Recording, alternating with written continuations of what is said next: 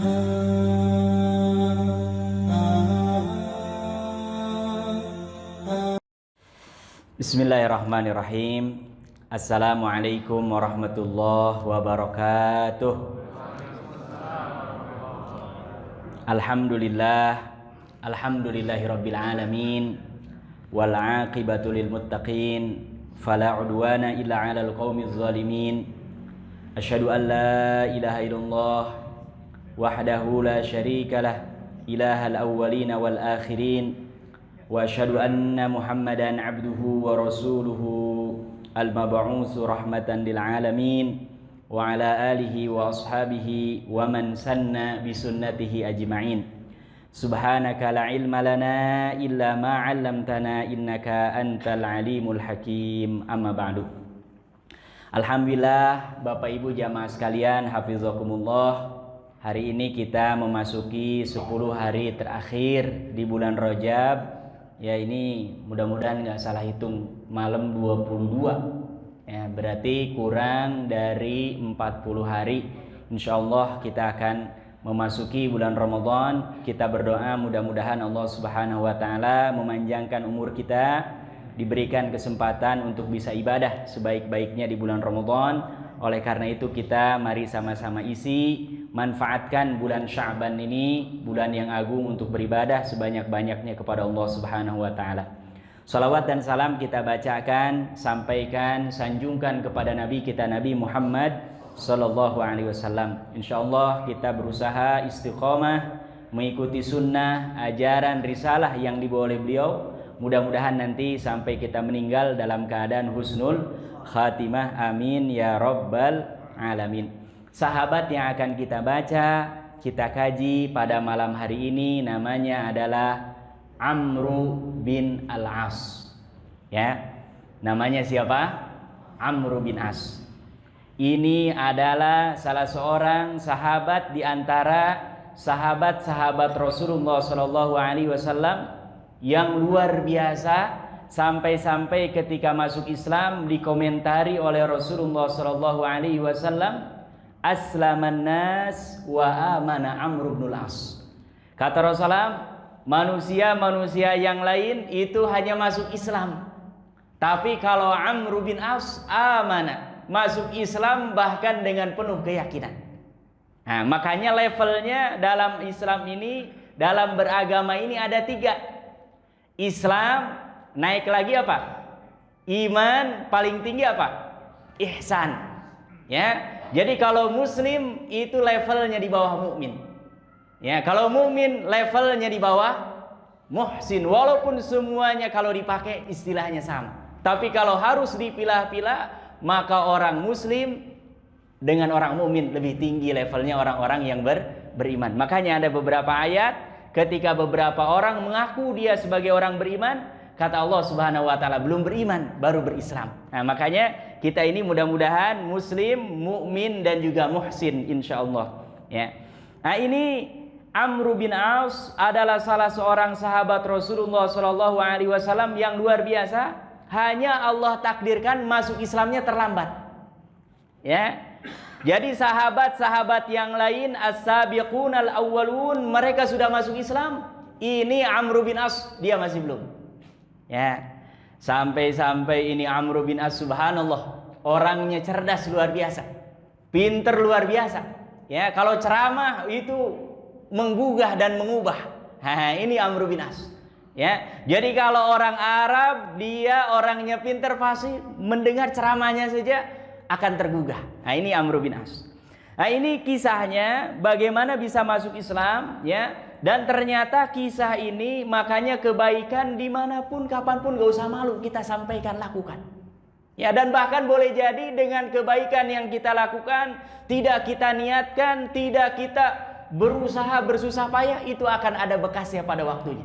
Ya, nah ini kan sahabat-sahabat Rasulullah Shallallahu Alaihi Wasallam tahun pertama, kedua, ketiga, kelima sampai keenam dari kenabian itu mereka mendapatkan penyiksaan yang luar biasa dari orang-orang Quraisy.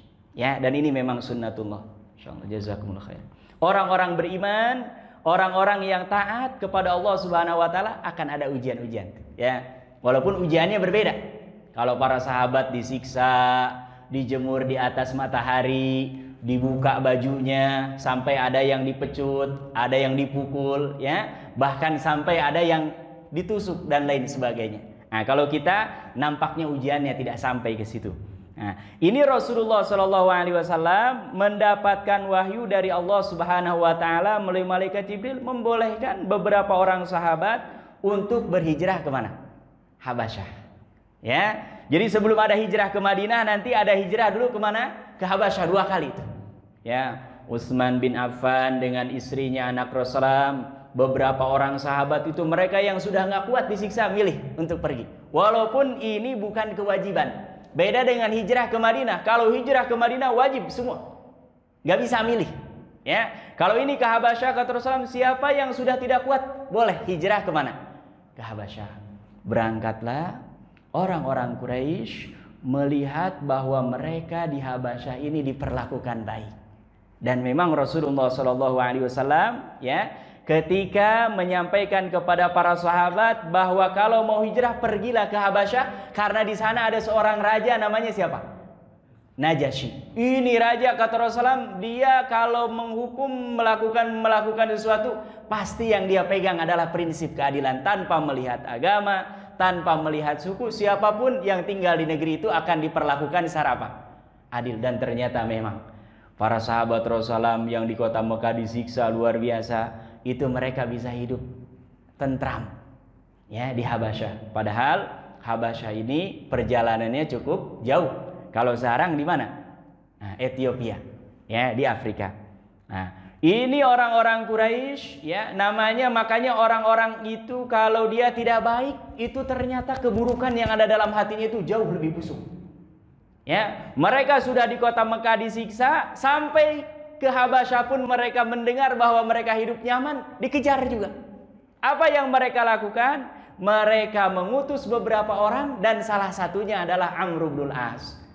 Ya, jadi kata pemimpin Quraisy, coba Amr bin As pimpin delegasi datang ke Raja Najasyi, lobby supaya orang-orang ini yang mengikuti Muhammad ini, mereka yang hijrah ke kota Habasyah ini, mereka supaya istirdad, dipulangkan kembali ke kota Mekah. Subhanallah ya. Jadi ini sudah ditinggal di kota Mekah nggak boleh, tinggal di Habasyah pun mereka dipersulit, bahkan diminta untuk balik lagi ya. Nah, apa yang dilakukan oleh Amr bin Aus? Dia jalan dengan beberapa orang dan dipilih ya. Yang namanya diplomat itu memang harus pinter, cerdas. Karena kalau enggak ini bisa berbahaya untuk orang yang mengutus. Makanya yang namanya orang sekarang dia kalau mau jadi dubes harus ada fit and proper test. Dites dia wawasannya, apa yang ingin dikerjakan nanti di negara, pengetahuan dia di negara itu apa. Ini pemilihan orang-orang Quraisy terhadap Amr bin As bukan tanpa alasan, karena memang orangnya cerdas luar biasa ya. Nah, singkat cerita, Bapak Ibu yang dirahmati Allah Subhanahu wa taala, berangkatlah ini Amr bin As berjalan ya ke Habasyah. Dan dulu kita bisa membayangkan betapa jauhnya, dan belum ada kendaraan ya, alat transportasi secepat seperti kita sekarang, yaitu menggunakan apa? Pesawat terbang ya. Berangkat ke sana, ketemu dengan Raja Najasyi, dan memang ternyata ini Amr bin As sudah pernah ada hubungan sebelumnya dengan Raja Najasyi ya. Nah, makanya biasanya orang-orang yang diutus jadi diplomat ini harus paham di mana dia diutus ya. Akhirnya dia datang, bahkan memberi hadiah ya. Nah, ini diplomasi, ilmu diplomasi ini biasanya paling apa? Beli hadiah. Makanya kita diplomat Islam ya, artinya kalau mau dakwah memang harus bawa jinjingan itu. Karena kalau nggak bawa jinjingan susah ngomong, apalagi kita ngomong nggak pinter nggak bawa jinjingan, susah sudah. Orang mau ngapain ini pelongo ya kan? Tapi kan kalau kita umpamanya bawa jinjingan kan ada mukadimahnya nih, pembuka. Ini saya baru pulang dari Brebes bawa telur asin nih. Nah, kan ada tuh, ntar cair lama-lama. Tapi kalau mau tiba-tiba ngomong, aduh, nggak ada pintu masuknya. Ini ternyata dipakai oleh siapa? Amr. Dia bawa hadiah ya. Tapi ini memang ya orang tergantung karakternya. ada yang gara-gara hadiah pilihan bisa berubah. Kalau Raja Najasyi memang Rasulullah itu diwahyukan oleh Allah, enggak berubah dia. Ya. Apa kata Amr bin As? Saya diutus oleh orang-orang Quraisy, arsalatni Quraisyun listidzanika, minta izin kepada paduka Tuan Raja supaya apa? Bisti'adatihim ila qaumim, supaya mereka ini dideportasi, dibalikkan. Gitu. Subhanallah. Ya. Kenapa? Karena kata Amr bin As ini, liyarudduhum ila dinihim wa yu'iduhum ila millatihim. Karena ini mereka sudah murtad daripada agama nenek moyang. Maksudnya mereka mengikuti siapa? Rasulullah sallallahu alaihi wasallam, ya. Kata Raja Najasyi, ya tunggu dulu. Nah, ini diplomat bicaranya juga harus pakai apa? Nah, diplomat, ya kan? Nanti dia tunggu dulu. Saya coba tes dulu, panggil ini. Mereka yang asal dari kota Mekah ini, saya akan tes tanya kepada mereka. Sebetulnya agama yang mereka anut, nabi yang mereka ikuti itu ajarannya apa? Kok sampai kalian datang ke sini mengutus orang diminta untuk balik lagi, bahkan mereka dipaksa supaya murtad daripada keyakinan mereka sekarang. Ya, maka dipanggil beberapa orang sahabat, ya, yang ada di kota Habasyah ini, dan ternyata apa? Setelah mendengar penjelasan, tidak disebutkan di sini sahabatnya siapa yang dipanggil, itu malah Raja Najasyi yang bertambah malah apa? Mala'a qalbahu yaqinan watmi'nanan. Hatinya justru malah semakin yakin dan punya kecenderungan kepada apa? Islam. Subhanallah. Akhirnya kata dia, panggil lagi Amr bin As. Nah, saya tidak mungkin melakukan itu. Ya. Nah, ini sebelum pulang ini ada ungkapan Raja Najasyi ini, ya. Makanya Bapak Ibu yang dirahmati Allah Subhanahu wa taala, nanti kalau kita baca sirah Raja Najasyi ini muslim. Bahkan ketika Rasulullah Shallallahu alaihi wasallam mendengar meninggal salat gaib. Dan ini termasuk para ulama yang membolehkan disyariatkannya salat gaib. Salah satu dalilnya ini. Ketika Raja Najasyi ada sampai beritanya kepada Rasulullah bahwa dia meninggal, ya, maka Rasulullah melaksanakan salat apa? Gaib. Ya, nah ini akhirnya apa? Sebelum pulang, ya, ini Raja Najasyi menyampaikan pesan dan ternyata dia sudah masuk Islam, gitu. Apa kata dia? Kaifa ya'zubu anka amru Muhammadin ya amru ala ma'arifuhu min rajahati aqlika wa bu'di nazarika. Ya. Bagaimana engkau ini bisa kok tidak ikut Nabi Muhammad padahal engkau ini orang cerdas, akalnya luar biasa. Ada apa ini? Nah, kalimat ini nih, ya. Kok bisa orang secerdas, sepinter engkau Amr bin As mendengar bahkan tinggal satu kampung, satu kota dengan Nabi Muhammad, kok tidak mau ikut dia? Nah, apa kata dia? Fa wallahi innahu la rasulullahi ilaikum khassah. Demi Allah, kata Raja Najasyi ini, sesungguhnya dia Nabi Muhammad itu adalah utusan Allah kepada kalian khassah, secara khusus. Wa ilan nasi kafah, dan kepada manusia secara apa? Menyeluruh semuanya. Faqala lahu Amrun, ya, maka Amr bin As ketika mendengar ini kaget dia. Oh, bisa Raja Najasyi yang jauh di Ethiopia, di Habasyah, bisa anta taqulu dzalika ayyuhal malik, apakah engkau benar mengungkapkan kalimat ini? Ya, ini, ya, maka dijawab oleh Raja Najasyi, wallah fa'ati'ni, demi Allah, ya benar tadi. Ini makanya dari kisah ini, walaupun tidak secara tegas disebutkan bahwa dia masuk Islam, tapi menjelaskan bagaimana bahwa dia sudah memahami inti risalah yang dibawa oleh siapa? Rasulullah Shallallahu alaihi wasallam. Ya, pulang Amr bin As. Nggak berhasil. Ya, nggak berhasil. Ya. Nah, makanya ini dia pulang sampaikan kepada orang-orang Quraisy, tapi belum bergeming hatinya tuh. Ya.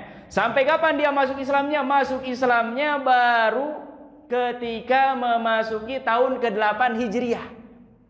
Ya, berarti kalau kita hitung, ini kalau kejadiannya tahun ke-5 atau ke-6 kenabian.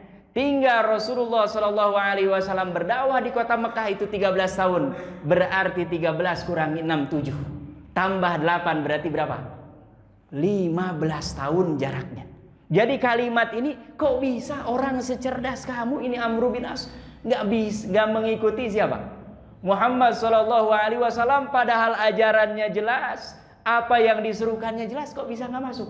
Ini yang terus terngiang-ngiang di telinganya siapa? Amr bin As. Ya, nah, makanya kita kalau ada orang kok bisa rumahnya nempel di masjid nggak pernah ke masjid gitu, nggak usah diomongin gitu. Kalau lewat, punten, salam aja, senyum aja sudah. Ya. Itu lama kelamaan subhanallah boleh jadi nanti dia kalau sudah dapat hidayah Allah paling pertama itu. Tapi kalau sudah datang ke masjid jangan dibilang tumben nih. Nah, jangan. Kan kita dulu pingin dia, sekarang dia sudah ke masjid dibilang tumben. Nggak jadi lagi dia kabur. Ya, subhanallah. Jadi ini kita kalau berdakwah mengajak kebaikan termasuk orang-orang terdekat kita jangan buru-buru. Dan tugas orang yang berdakwah itu tidak ada lain hanya menyampaikan sesuai dengan sarana kemampuan apa yang dia miliki. Adapun hidayahnya memang di tangan siapa? Allah. Dan boleh jadi kita nanti orang ini justru mendapatkan hidayah setelah kita tidak ada. Dan kita tidak punya kepentingan dia mendapatkan hidayah dan juga mendapatkan hidayah karena itu wewenang Allah. Tapi yang harus menjadi kewajiban kita adalah kita menyampaikan risalah Allah Subhanahu wa ta'ala sesuai dengan kemampuan kita, ya. Makanya ini kalau ngajak orang memprogramkan termasuk DKM di masjid ini, kok pengajian bukan nama banyak malah tambah sedikit gitu, ya. Cari lagi cara, tapi nggak boleh mundur. Urusan hidayah memang urusan siapa? Allah. Oh, ini programnya kurang bagus ini. Ini subhanallah. Karena apa? Karena kalau dai, orang-orang beriman rumusannya selalu lihat hasil, yang ada akan pesimis. Gitu. Nah ini ya dari kisah Amr bin As ini nggak boleh ada yang namanya orang berdakwah, orang menginginkan kebaikan tidak mengenal istilah apa? Pesimis. Kalau rayar sudah dibuka nggak ada istilah mundur ke belakang, coba lagi cara, cari lagi. Setiap langkah yang kita lakukan insya Allah akan mendapatkan pahala dari siapa? Allah Subhanahu Wa Taala. Nah apa yang terjadi? Ini ternyata tahun ke-8 Hijriah ujug-ujug datang ke kota Madinah. Bayangkan dari Mekah ke kota Madinah dia nggak ada angin, nggak ada gerimis, tiba-tiba datang. Subhanallah, dari mana ini? Hidayah itu. Ya, kalau hidayah Allah sudah menghujam dalam hati, jangankan dari Mekah ke Madinah, ya kan? Itu yang jauh di penghujung Afrika, termasuk kita di Indonesia ini dari Mekah berapa puluh kilo, berapa ratus kilo, berapa ribu kilo, itu tidak ada yang membendung. Ya. Makanya kita sampaikan kebaikan-kebaikan kita lakukan. Ini mudah-mudahan nanti kalau ada orang mendapatkan hidayah Allah, ini menjadi amal jariah dan menjadi amal soleh. Ya, datang kepada Rasulullah Shallallahu Alaihi Wasallam. Ya, dan di depan pintu kota Madinah ternyata dia bertemu dengan beberapa orang sahabat yang sama tuh. Subhanallah, subhanallah. Ya, jadi memang kalau hidayah Allah ini sudah menyapa, maka tidak ada yang bisa menghalanginya. Pas dia datang kota Madinah mau berjumpa dengan Rasulullah Shallallahu Alaihi Wasallam, wa fi tariqihi, dan di jalannya iltaqa bi Khalid bin Walid, berjumpa dengan temannya yang juga tokoh di kota Mekah, namanya siapa? Khalid bin Walid. Ini pemimpin perang baik sebelum Islam dan sesudah Islam, nggak pernah kalah sama sekali, nggak pernah, selalu menang. Termasuk kaum muslimin kalah di perang Uhud gara-gara strateginya siapa? Khalid bin Walid ketika dia masih belum masuk agama Islam. Ya. Kemudian ada yang lain, Utsman bin Thalhah. Utsman bin Thalhah ini pemegang kunci Ka'bah. Ya, jadi Ka'bah dari dulu sudah ada yang megangnya. Nah ini yang diamanahi di antara sekian banyak orang-orang Quraisy ini Utsman bin Thalhah. Subhanallah, ini orang-orang yang tiap hari berjumpa dengan Rasulullah, menyaksikan Rasulullah Shallallahu Alaihi Wasallam. Bahkan tidak jarang Rasulullah membacakan ayat-ayat Al-Quran depan Ka'bah. Ini mereka nggak tersentuh. Ya, nah ini tapi mereka ternyata baru ada sentuhan tahun keberapa? 8 Hijriah, 15 tahun. Ya, jadi kalau kita baru ya bikin program setahun 2 tahun, sabar dulu. Ya, kadang-kadang kita ini, aduh udah coba gini, coba. Baru 2 tahun kan belum, coba 15 tahun. Kalau sudah lewat 15 tahun, berarti ini nggak berhasil ini. Kalau baru setahun, apalagi mau baru tahun ini di launching, pingin udah nggak bisa. Nggak bisa. Siapa kita kalau kayak gitu ya kita jadi Tuhan kalau begitu.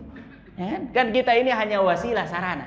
Karena banyak ya Banyak yang bikin program ngeluh, ini gimana, ini nggak jalan-jalan. Ya memang sunnatullahnya gitu.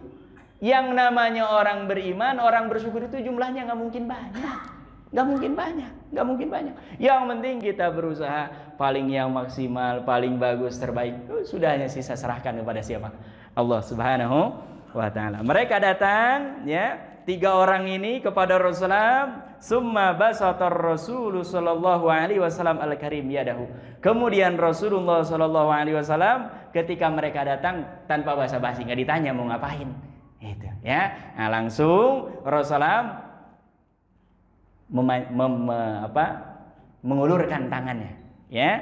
Karena memang umumnya para ulama sirah khususnya menyebutkan bahwa dulu para sahabat Rasulullah mereka kalau masuk Islam memang dibaiat. Ya, dibaiat, dipegang tangannya, disalami. Nah, ini termasuk Amr bin As, dipegang tangannya oleh Rasulullah, kemudian ditanya oleh Rasulullah, "Malaka ya Amru?" Ya, apa maumu wahai Amr bin As? Dan kita pernah baca ini kisah sahabat sebelumnya, ada yang ditawari, "Kamu mau jadi orang Muhajirin atau Ansor?" Nah, sahabat siapa itu namanya? Lupa saya. Nah, ini mau apa? Gitu. Ini hebatnya Rasulullah, ya, karena tahu kalau ini orang cerdas gak mungkin datang kecuali ingin apa? Masuk Islam. Tapi bahasa-bahasa Rasulullah, "Malaka ya Amr?" Apa yang kau inginkan wahai Amr bin As? Apa kata dia? "Ubayyi'uka ala an yughfara li ma taqaddama min dzambi." Subhanallah, subhanallah. Ternyata yang terngiang-ngiang dalam diri dia adalah apa? Rasulullah, saya ingin berbaiat kepadamu agar dosa-dosa saya yang sudah lampau diampuni semuanya oleh siapa? Allah Subhanahu wa ta'ala. Jadi dia selama ini tidak beriman merasa dosa tuh. Ya, orang bayangkan baru awal masuk Islam saja dia sudah merasa apa?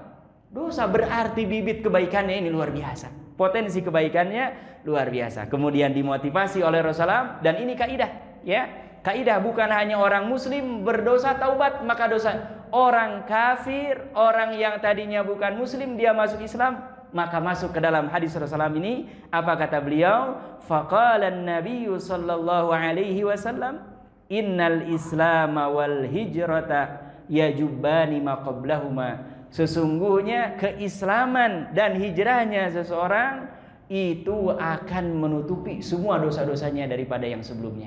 Makanya kalau ada orang yang tadinya bukan muslim masuk Islam, nauzubillah, dia pezina, dia minum khamr, dia apapun, semua diampuni oleh Allah Subhanahu wa ta'ala. Yang penting Islamnya bukan untuk syarat biar bisa nikah. Nah, kalau ini enggak, itu karena urusan hati. Ya, tapi kalau secara zahirnya dia muslim, mengucapkan syahadat, kita bilang muslim. Tapi kalau dia niatnya, karena ini banyak kejadiannya, ya. Dia masuk Islam karena apalagi alhamdulillah ini kabar gembira bagi kita orang-orang beriman, dikabulkan di MK bahwa pernikahan lintas agama ditolak. Alhamdulillah, ini berkah ini. Kalau enggak, subhanallah. Dan memang secara prakteknya banyak mereka yang ini muslim, ini bukan muslim, bingung anaknya itu. Kadang ikut ke masjid, kadang ikut ke sono, anaknya jadi nggak jelas. Makanya alhamdulillah kemarin ini baru diputuskan di MK bahwa ini ditolak. Jadi secara legal di Indonesia pernikahan antar agama itu secara negara pun tidak legal. Alhamdulillah ini, ya. Dan ini mudah-mudahan jadi penguat kita sebagai seorang muslim untuk berusaha menjaga keislaman kita, dan mudah-mudahan kita dijaga oleh Allah Subhanahu wa ta'ala, ya. Jadi ini kalau ada orang yang non muslim masuk Islam, sudah itu dosanya sudah dianggap nol, ya, dihapus oleh Allah Subhanahu wa ta'ala. Dan ini ternyata Masya Allah, kata Amr bin As, kejadian ini, ya, yang membuat saya selalu teringat dan terbayang bagaimana apa yang diucapkan oleh Rasulullah SAW, bahwa dia dosa-dosanya telah diampuni oleh Allah Subhanahu wa ta'ala. Tapi dia tidak cukup, karena kalau dosanya diampuni, pingin kalau bisa derajatnya naik, gitu. Dia nyari cara apa nih? Nah, ini kita ini orang-orang beriman, kalau bisa amal keburukannya turun, kebaikannya naik, gitu, ya. Tarfa'u darajat, ininya naik, kemudian dosanya dihapus. Ini semakin bagus tuh. Tapi kalau umpamanya berimbang, ya dosa ya salat dosa-dosa. Nah, ini masih naik turun tuh. Nah, ini Amr bin As sudah dapat jaminan dari Rasulullah dengan hadis ini. Dia berpikir, apa yang harus saya lakukan? Ya, tapi dia malu sekali setiap berjumpa dengan siapa? Rasulullah. Bagaimana nggak malu? Tetangganya Rasulullah, termasuk pembesar Quraisy, orang kurang cerdas apa kok bisa telat masuk Islam gitu loh. Sama dengan umpamanya kita orang Bekasi, kok bisa nggak tahu Islamic Center Bekasi gitu kan? Nggak tahu Kalimalang kan nih, keterlaluan gitu loh. Nah, ini dia sampai malu. Sampai akhirnya Rasulullah punya inisiatif, ya, ini memerintahkan dan mengangkat siapa? Amr bin As sebagai pemimpin perang dalam peperangan yang sangat genting namanya Dzatus Salasil. Ya, salasil ini artinya rantai. Karena ini awal Rasulullah ya ingin menembus sampai ke Romawi sana, tapi masih awal-awal ini. Ya, Masya Allah. Dalam peperangan ini, padahal di situ banyak kaum muhajirin, banyak kaum ansor, tapi Rasulullah SAW memilih untuk yang memimpinnya adalah siapa? Amr bin As. Yang tadinya dia agak malu dengan Rasulullah, dia sudah mulai sekarang ini. Ya, PD-nya bertambah. Tuh. Makanya kalau ada orang, ya, dia malu-malu kucing gitu, ya, kali-kali suruh maju, ajak dia. Nah, supaya apa? Berimbang. Makanya dalam Islam tidak boleh orang khauf aja. Pengajian tentang khauf aja, orang takut gitu. Gak bisa makan pulang pengajian itu. Gak bisa minum, yang biasanya senyum mulutnya tutup aja. Karena ngajinya khauf. Makanya harus diimbangi dengan apa? Roja gitu. Ya, sesuatu yang menakutkan harus dengan harapan. Sehingga apa? Seimbang. Karena orang kalau takut terus gimana coba dia? Dia kan kalau sakit ya nggak bisa sholat maksimal, nggak bisa ke masjid, ya kan? Makanya dalam Islam selalu disandingkan tuh bab khauf setelahnya bab roja, bab khauf. Ini cara berimbang. Nah ini Rasulullah memperlakukan ini kepada para sahabat dan termasuk kepada siapa? Amr bin As. Rasulullah SAW wafat, ya, termasuk diantara yang diangkatnya oleh Abu Bakar Siddiq pengganti Rasulullah, ya, ketika banyak diantara kaum muslim yang mereka murtad. Nah, ada disebutnya Harbur Riddah, perang untuk memerangi mereka yang murtad dari agama Rasulullah SAW yang dipimpin pasukannya oleh Musailamah al-Kadzab. Ya, nah termasuk diantara yang diutus oleh Abu Bakar Siddiq memimpin ini adalah Amr bin As secara khusus kepada Bani Amir. Ya, jadi diutus ke Bani Amir. Dan di antara pemimpinnya adalah Qurrah bin Hubairah. Ya, Qurrah bin Hubairah ini pemimpin Bani Amir. Kemudian dia ketika Amr bin As ini datang malah mengatakan gini, "Ya Amru, innal Araba la tatibu lahum nafsa." Wahai Amr bin As, kalau kami diperlakukan seperti ini, orang Arab nih siap-siap nih bakal murtad semua gitu. Ya, disangkanya Amr bin As malah tambah apa? Takut. Dia tidak tahu bahwa dalam Islam ini ada yang prinsip tidak bisa bergeser. Ada yang mungkin kita bisa turun dikit, nggak ada masalah, temporer sementara waktu. Tapi kalau ini Islam dengan murtad udah nggak perlu milih, pasti harus milih apa? Islam, ya. Masya Allah, ini dibujuk. Engkau kalau umpamanya memaksa kami untuk membayar zakat, ya, apa tidak khawatir kalau orang Arab ini nanti semua malah murtad? Nah, subhanallah. Apa kata Amr bin As? Ya, ini dijawab dengan tegas, waihak, celaka engkau wahai Hubairah. Akafarta ya Qurrah? Ya, apakah engkau sudah kufur? Maksudnya kenapa dulu di masa Rasulullah ini Bani Amir suruh sholat, zakat. Sekarang giliran Rasulullah meninggal mereka tidak mau sholat dan tidak mau membayar zakat. Berarti mereka bukan iman kepada Allah, tapi imannya hanya kepada siapa? Rasulullah. Ya, ini yang diperangi, ini yang dipertegas oleh siapa? Abu Bakar Siddiq sampai apa? Sampai akhirnya ini bisa mengembalikan yang tadinya murtad, banyak lagi yang kembali ke pangkuan Islam. Ya, mereka yang tadinya khususnya yang banyak ini memang gak mau bayar zakat. Ya, jadi kata mereka, kalau keseluruhan kami bayar, tapi kalau ini nggak mau. Waliyazubillah. Ya, makanya kita dalam Islam tidak ada orang ke masjid manapun boleh. Agama lain nggak bisa apa-apa, ada absennya itu. Nggak bisa. Kita umumnya keluar kota harus ada surat pengantar, transfer. Nggak bisa main masuk sembarangan. Kalau kita mau masjid manapun, ya. Dan ini menunjukkan bahwa Islam ini adalah apa? agama yang universal, mudah dan memudahkan. Yang nggak boleh memang dibikin mudah kita tanpa ilmu. Mudah sekali Islam ini ya. Masya Allah. Kemudian ketika wafat Abu Bakar Siddiq, dan alhamdulillah mayoritas lebih dari setengahnya orang-orang yang tadinya murtad, mereka kembali ke pangkuan Islam. Ketika masa pemerintahan Umar bin Khattab, inilah memang prestasi yang luar biasa yang ditorehkan oleh Amr bin As, yaitu berhasil mengembalikan Palestina.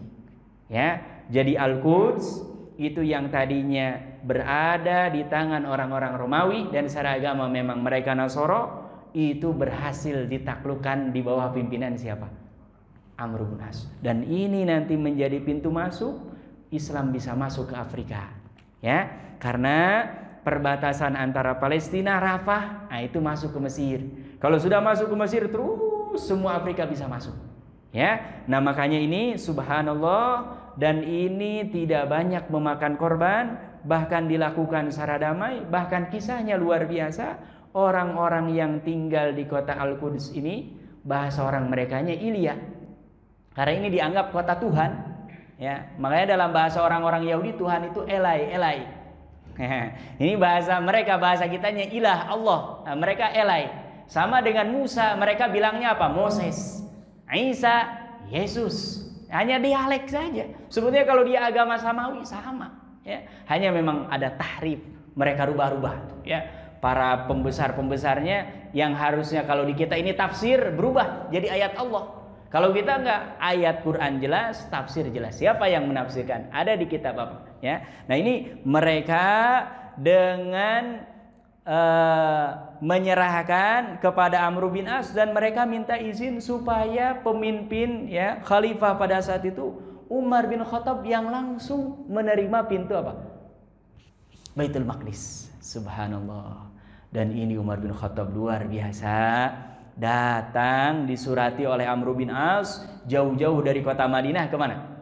Ke Masjidil Aqsa. Ya, bahkan dalam kitab lain disebutkan Umar bin Khattab ini naik ya unta itu gantian dengan ajudannya. Ya, luar biasa ini, ya. Pas giliran sampai di Baitul Maqdis, giliran pembantunya. Orang nyangka bahwa Umar bin Khattab ini yang ada di mana?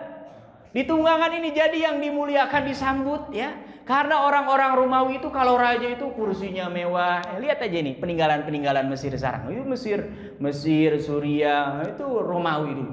Itu raja begitu diagungkan luar biasa. Wah, ini tempat duduknya marmer dan sebagainya.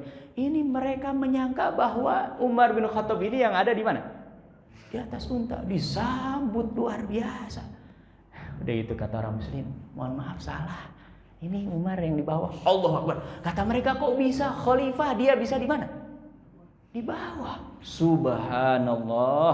Subhanallah. Makanya sejarah mencatat orang-orang Palestina di masa pemerintahan Umar bin Khattab, mereka mengakui kami lebih senang dipimpin oleh kaum muslimin daripada orang Romawi yang mereka seagama dengan kami dan sebangsa dengan kami. Karena apa? Umar bin Khattab luar biasa. Luar biasa. Tidak mencari keuntungan dari kepemimpinannya. Yang dia pikirkan justru adalah siapa? Rakyat ya. Makanya ada ungkapan yang ini ditulis dalam catatan sejarah. Ya, bahwasannya kata Umar apa? Saya khawatir kalau ada satu binatang di belakang sungai Efrat ini mati, saya ditanya oleh Allah. Makanya Umar bin Khattab punya kebiasaan apa? Keluar malam hari ngecek. Gitu. Bahkan ada ibu-ibu yang nyeletuk gitu. Dia bakar air, masukkan batu. Ya. Kemudian Umar bin Khattab datang, nyangkanya dia bukan Umar. Subhanallah. Saya nggak tahu ini zaman gimana kok pemimpin selevel Umar nggak dikenal. Berarti kan nggak ada pencitraan itu, nggak ada baliho-baliho nempel di mana-mana. Ya kan? Subhanallah. Tapi ini walaupun majhul fil ardi, nggak dikenal di bumi, tapi disebut-sebut namanya di mana? Di langit. Apa kata ibu ini? Jadi Umar ini dia ketika mendengar ini anaknya nangis, ibu ini kok gak matang-matang ya? Mau gimana mau matang batu? Ya kan? Gimana mau matang, yang dimasak apa? Terus kenapa dimasak? Ya biar anak saya pura-pura kalau ditanya lapar mau makan ini belum matang. Kan dia nggak bohong, memang belum apa? Matang. Balik Umar, dia ke Baitul Malil Muslimin bawa gandum tuh.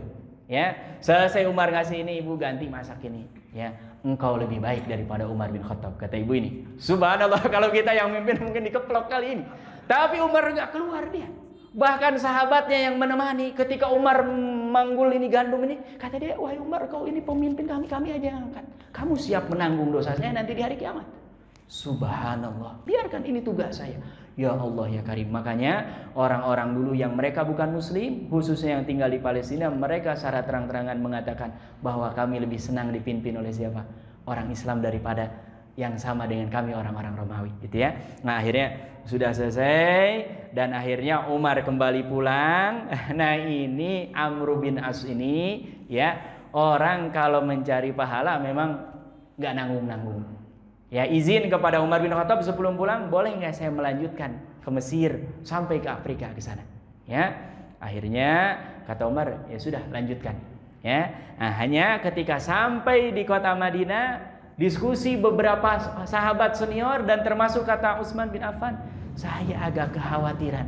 Ini kalau pasukan terus mereka akan kelelahan. Yang ada bukan nanti kaum muslimin mendapatkan kemenangan, justru khawatir mereka malah akan apa?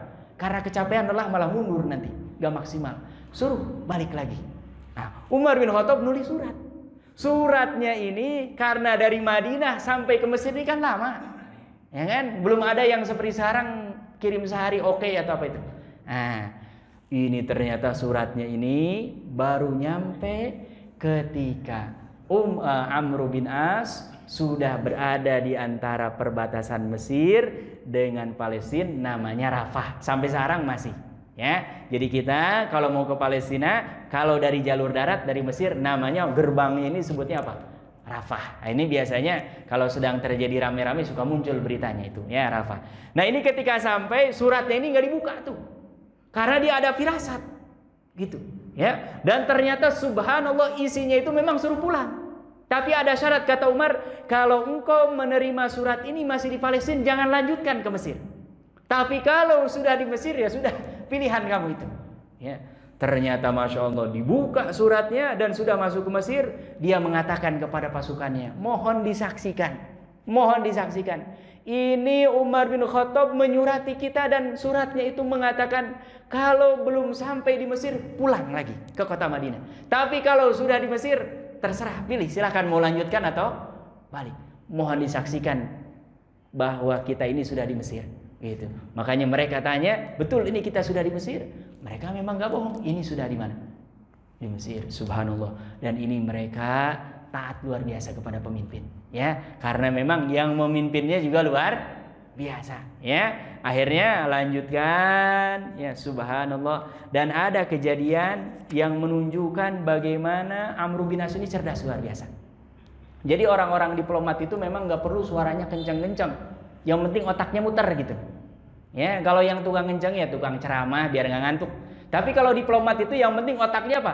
Muter, cerdas, nyari cara sehalus mungkin tapi dapat gitu. Kalau orang ceramah kan kadang-kadang kencang, orang malah tambah ngantuk. Payah ini. Padahal tujuannya kencang supaya orang pada bangun. Kalah berarti dia sama setan. Ya. Makanya saya di pesantren termasuk sama kiai, kalau ada orang sedang pengajian tidur jangan dibangunkan, biarkan. Sedang ibadah dia. Ya. Jadi kalau ada orang pengajian ngantuk, biarkan itu. Boleh jadi mungkin gak tidur 2 hari 3 malam dia baru dapat alhamdulillah. Ya. Subhanallah. Ini Amr bin As dipanggil, ya. Dipanggil oleh Raja Mesir pada saat itu yang ada di bawah kerajaan Romawi, ya, namanya Arnatun, ya, Arnatun, ya. Ini subhanallah, kata mereka, tolong panggil, undang perwakilan beberapa orang dari mereka supaya menghadap saya, gitu. Jadi mereka sudah, kaum muslimin ini di bawah Amr bin As sudah mengepung benteng yang ada di Mesir. Subhanallah, kalau lihat ini seorang benteng-benteng di Mesir ini tinggi-tinggi, ya, nampaknya lebih tinggi daripada peninggalan-peninggalan Belanda di kita. Subhanallah, apalagi mereka dibuatnya dari apa? Batu-batu yang luar biasa, gitu ya. Subhanallah. Ini akhirnya apa? Dipanggil, kata Amr bin As, izin, saya nggak akan ngutus orang, biar saya aja yang menghadap langsung, gitu, ya. Dia ditanya, dikasih hadiah banyak. Tapi di depan pintu memang sudah disiapkan orang supaya dibunuh. Jadi disenangkan dulu sebelum apa? dibunuh. Tapi ini dia firasatnya sebagai diplomat tinggi, ya. Kata dia, paduka raja, ini Raja Ratun, terima kasih banyak ini hadiahnya, tapi mohon maaf saya ini punya saudara 10.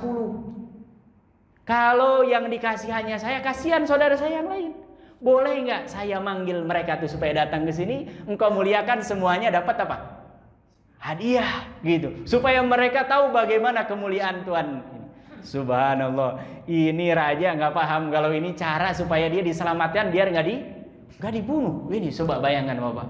Kalau orang nggak cerdas nggak mungkin bisa kepikiran sampai ke situ. Malah kalau dia lari mau lari gimana dalam istana pasti dapat itu. Tapi ini dia berpikir seperti itu. Tolong, saya punya saudara 10. Kalau saya saja yang dikasih ini nggak cukup. Mereka kalau ngiri berantem gimana? Boleh nggak datang ke sini supaya mereka mendapatkan hadiah sama dengan saya? Kata rajanya, ya udah silahkan. Gitu ya. Akhirnya dia keluar sambil tersenyum, dapat nih alhamdulillah. Kirain raja cerdas, ternyata nggak cerdas-cerdas. Ternyata Mesir ini dikepung dan ini istana berhasil dikuasai oleh orang-orang Muslim. Ketemu lagi dengan rajanya. Ini bukannya engkau yang dulu ketemu dengan saya? Gitu. Sudah dalam keadaan kondisi kalah. Iya. Kata Amr bin As hanya bilang apa? Iya. Ini saya yang dulu ngeles kepada Tuhan bahwa supaya dihadirkan teman-teman saya, padahal saya tahu bahwa Anda mau membunuh saya. Gitu. Subhanallah. Ini cerdasnya luar biasa, ya. Dan pada saat itu alhamdulillah dengan izin Allah Subhanahu wa taala dan dengan kecerdasan dan juga wasilah dan apa yang dilakukan oleh Amr bin As, Mesir dan Afrika banyak yang akhirnya menjadi masuk Islam. Makanya sampai hari ini Bapak Ibu yang dirahmati Allah Subhanahu wa taala, termasuk ada tradisi orang-orang Mesir, orang-orang Afrika secara umum, mereka kalau ingin merasakan suasana bagaimana Islam pertama kali masuk, mereka biasanya datang ke masjid yang paling besar, ya, paling besar yang tertua yang ada di Mesir, namanya Masjid Amr bin As. Ini masjidnya memang dibangun, sudah ada perubahan-perubahan, tapi suasananya dibiarkan seperti awal pertama kali dibangun. Jadi orang kalau ingin merasakan bagaimana dulu Islam masuk ke Afrika tuh, ya khususnya di bulan Ramadan itu mereka biasanya bondong-bondong datang ke masjid siapa? Amr bin As, dan ini namanya dicatat dan kita hari ini menyaksikan termasuk penduduk bumi yang paling banyak selain di Asia. Itu adanya di Afrika dan itu mereka mayoritas muslim. Mayoritas muslim. Adapun data-datanya memang banyak yang dirubah. Termasuk yang saya pernah datang langsung ke Tanzania di Afrika Timur, itu dalam catatan website resminya hanya 50% muslim, 50% Nasoro. Padahal realitanya 95%, bahkan sebagian mereka sampai 97-98 itu muslim. Karena mereka ingin mengatakan bahwa ini dikuasai oleh kami. Ya, ini pahalanya ngalir berarti kepada siapa? Amr bin As. Dia mengislamkan, menyampaikan hidayah Allah sampai ke seantero Afrika. Dan Afrika ini luar biasa luasnya, dan ini yang akan mendapatkan pahala sampai nanti hari kiamat, pahala sholat, pahala ibadah, pahala orang beriman, terus ini ngalir pahalanya sampai hari kiamat kepada siapa? Amr bin As. Nah, ini menjelang kematiannya, Bapak Ibu yang dirahmati Allah Subhanahu wa taala, makanya tidak boleh ada di antara kita yang takabur, ujub, saya sudah baik, saya sudah harus. Tapi kalau ada benih-benih seolah-olah apalagi dibandingkan dengan saya lebih baik dari ini, nggak boleh. Nggak boleh. Karena apa? Khawatir ini menjadi pintu kita akan tersakiti yang namanya maradul qulub, yang paling berbahaya yaitu al-kibar, sombong. Dan yang namanya sombong, amalannya kecil tapi dosanya besar. Ya, bahkan Rasulullah dalam banyak hadis sekali mencela sekali perbuatan kibar ini. Bahkan beliau sampai mengatakan la yadkhulul jannah man kana fi qalbihi misqala dzarratin min kibar. Tidak akan masuk surga. Akhirnya dia ketika meninggal, subhanallah, hanya berdoa kepada Allah Subhanahu wa taala, dan ini doanya luar biasa. Ya, ini menunjukkan bagaimana tawadhu dan merasa khawatir walaupun amalnya sudah banyak tapi tidak diterima oleh Allah Subhanahu wa taala. Allahumma amartana fa'asaina, ya Allah engkau memerintahkan kepada kami tapi kami selalu bermaksiat. Subhanallah. Wa nahaitana famantahaina, engkau melarang kami tapi kami enggak berhenti terus aja melakukan keburukan. Wala yas'una illa afuka ya arhamar rahimin, tapi kami yakin seyakin-yakinnya bahwa ampunan Engkau ini amat luas dan Engkau adalah Maha Pemberi rahmat. Ya, makanya ini mudah-mudahan nanti ketika kita meninggal yang diingat oleh kita adalah dosa-dosa kita sehingga kita bertaubat kepada Allah Subhanahu wa taala, dan mudah-mudahan kita senantiasa mengharapkan ampunan, ridha, maghfirah dari Allah Subhanahu wa taala, dan mudah-mudahan kita semua diwafatkan dalam keadaan husnul khatimah. Amin amin ya rabbal alamin. Subhanakallahumma bihamdika asyhadu an la ilaha illa anta astaghfiruka wa atubu ilaik. Wassalamualaikum warahmatullahi taala wabarakatuh.